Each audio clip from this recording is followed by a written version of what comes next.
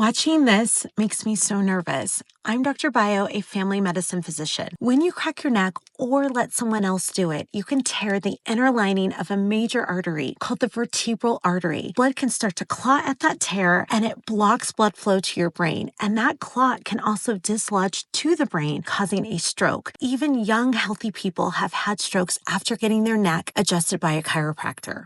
This is what Caitlin Jensen looked like before visiting a chiropractor, and this is what she looks like now. If you decide to go to a chiropractor, most adjustments are okay, but I strongly recommend do not let them touch your neck. That's it. Oh my God. These types of injuries might be rare, but your health is too important to risk.